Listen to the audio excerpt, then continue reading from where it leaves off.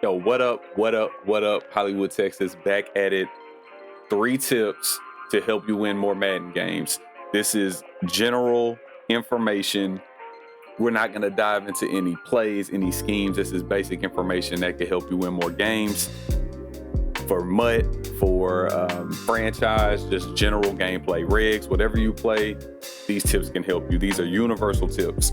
These are not expert tips.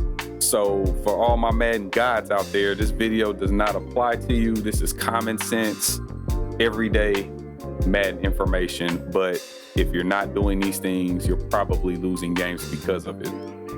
I don't like to quit my games until, if I'm getting destroyed, that 28 to 35 point range is when I might quit.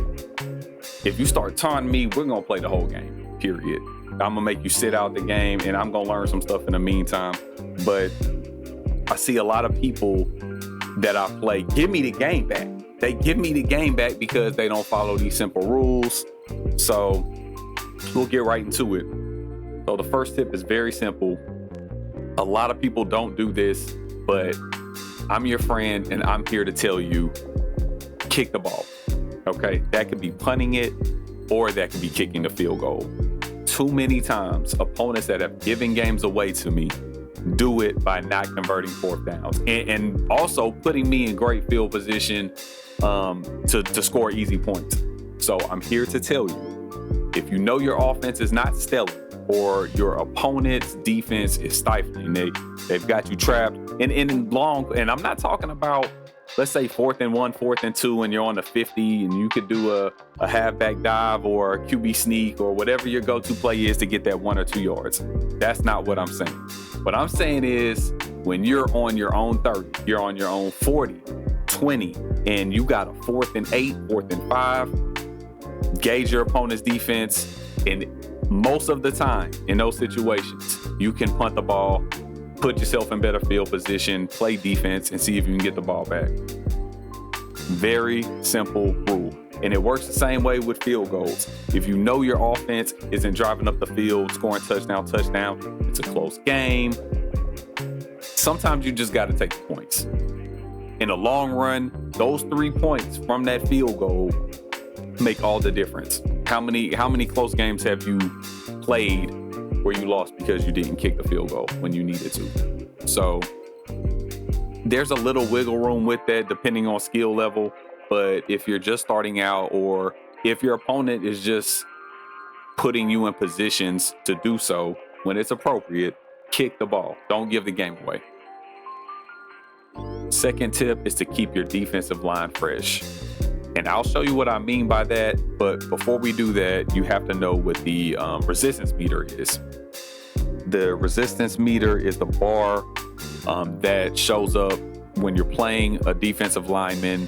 And the more that it fills up with red, the more resistant the offensive lineman is to the defensive line's rush moves, whether that be speed move, spin move, etc. The more it fills up, the more likely that they are to stop it.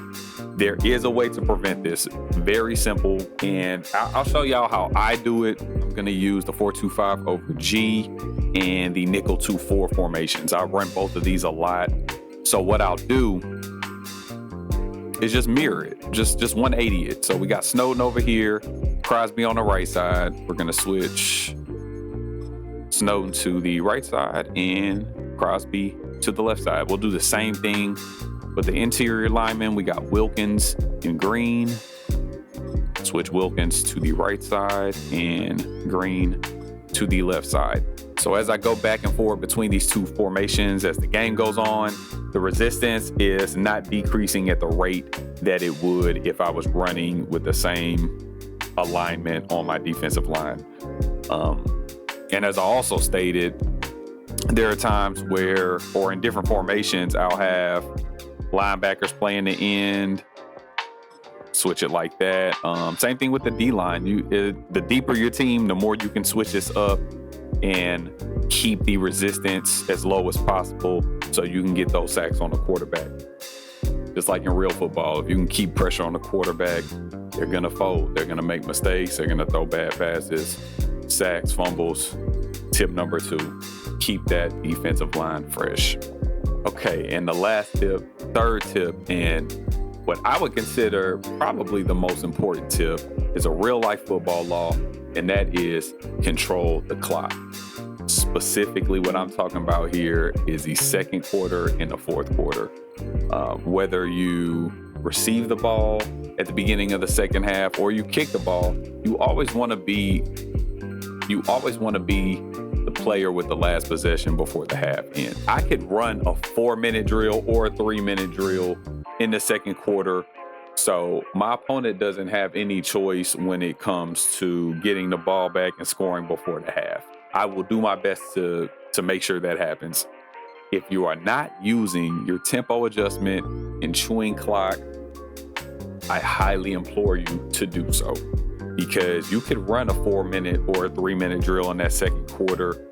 If you're confident about what plays to go to and executing them and not making a whole bunch of adjustments, I always recommend to chew the clock so you can end up with the last possession. You always want to leave yourself enough time to score last, if possible, whether that's a kick or a touchdown. You always want to have the ball last. You really just have to know how to execute the plays that you're calling, and make adjustments on the fly with the chew clock on. If you're not confident in doing that, just do your best to keep the ball for the last possession in the second quarter. And then the fourth quarter, I initially said the fourth quarter, but basically the whole second half, depending on where you're at in the game, you want to control the clock. Not just running the clock, but getting drives done as fast as possible. Because if you're down, you don't want to run a clock. And that even goes for the first half. If you get destroyed in the first half, you want to score as quick as possible. But specifically in the second half, if you're up, you want to run the clock. Run the clock, score at your leisure. If you know you can get the ball back and score again, then D them up, get your interception or get your fumble, get your turnover downs and score again, run it up. But if you're having trouble winning games and having people come from behind to get you want to run the clock. Flip side of that, if you're behind and you're getting the ball, you want to score as fast as possible, because you want to leave yourself in a position where you go up and then you can run the clock out. So I've played so many players that have left me time, that have either not ran the clock or had scored quickly and then I scored quickly, go tit for tat. Controlling the clock is the key to winning the game, regardless of the situation you're in. So on the flip side of that, not just chewing the clock, but if you need to go no huddle by holding triangle or just having it set on your coaching adjustments, do so. Clock control is the key to winning, or a key to winning. There's lots of keys, but I feel like that's not talked about enough. So those are 3 tips, simple tips to help you win games. If you're not doing any of these and you started doing one of them and it helps you win a game, leave me a like, leave me a comment if it helps you in any way. Holla at your boy, Hollywood Texas. I'm signing out. Peace.